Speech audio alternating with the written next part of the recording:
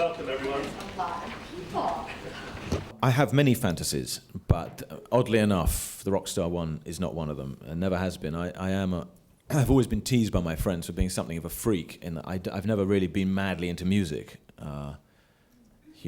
Puppet on a String, Godspell, and when you've said that, you've said about the whole of my record collection. And so I've never been a big music person. In many ways, it was therefore shockingly miscast in this film. Middle 80s. When pop were dominating the charts. Right. I was out at clubs dancing to the music and, getting, buying vinyl with my girlfriends at the record store, and it was a great time. Pop was, I was sort of into the alternative music when punk rock turned into, sort of Joy Division and New Order and that kind of stuff.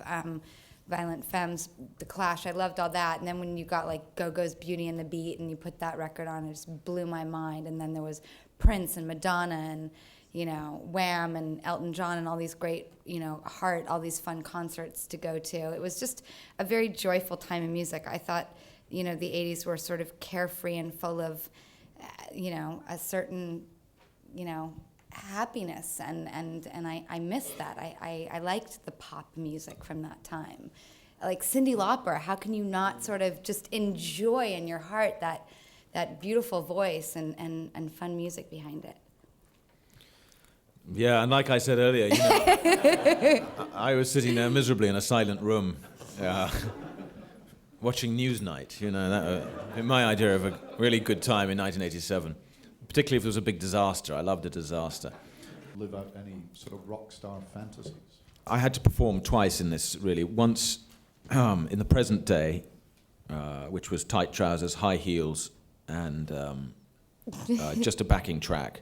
And that was really unbelievably difficult. At the piano, they got that, and singing, I could get that. But actually standing there with a microphone and selling a song, I found almost impossible. I had a brilliant choreographer, and we used to have these sessions in a big studio in downtown New York, and he'd stand there and he'd say, "Okay, Hugh, so I'm just going to play the music really loud, and I want you to just express yourself." And he'd put the music on, and half an hour later I'd still be standing there, stock still. I had no self to express. There's no dance in me. And so I did at 7 o'clock in the morning, a bunch of extras, and they say go. I, for the first time in my career, had to resort to alcohol, and had quite a nice day in the end, actually. It was fun. Music and... And then the pop video, the real problem there, apart from the music, was was how to make me look in my mid-20s. And they failed dismally. It was a very expensive team of makeup and hair people and costume people, and they managed to reduce me from 46 to 45, I'd say. And you've seen the film, you see a bunch of, mid-20s pop musicians, and then this tragic, middle-aged Parisian prostitute wearing too much rouge and a lot of semi-visible lifting tape on my face. And that's my effort. Comments over the last couple of years. What sorts of things irritate you as the years roll by? I don't know what's wrong with me. It's all, literally everything. If I'm making a text message, which you heard I love to do, and I have to wait. Sometimes there's 3 letters on the same button, and you press it, and then you have to wait. I'm almost in despair with rage at having to wait those second and a half. Which is why you need a BlackBerry. Yeah, that would solve everything. Yes. So you've become very impatient then? Yeah, or if there's a very nice elderly person in front of me in the queue at the post office, I want to throw them bodily to the floor. And that can't be healthy. Oh.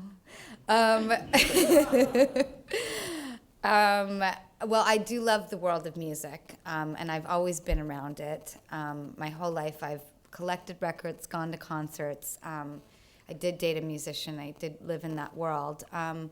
But I think for my character, she isn't in that world, and so she doesn't know it. So I sort of remained in the more naive aspects of myself, and didn't really draw from my personal life experiences because it wouldn't apply to her.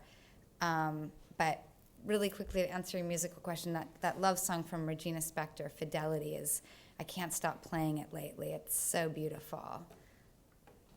Well, I have taken a long time to settle down. I can't pretend that I haven't. But my life is very nice now. I'm sorry to be a bore, but I don't really want to tell you any more than that. But it's very nice now, yeah. Your first kiss you gave an alien monster called E.T. Yes. Now you kissed Hugh Grant. Well, my feeling on that, I think, is that there's two kinds of it all going away. One is where you decline in a rather undignified manner through worse and worse films, and people say well, that he's really hit rock bottom now, and I think that would be, I would hate that. I'm too vain for that. On the other hand, I think if you just give up when you're still, relatively speaking, doing all right, I think that has some dignity. It's what Audrey Hepburn done, and I've pretty much based my entire career on her. Certainly based my look. Yeah. We come back musically, or what thing or person or movie or TV show?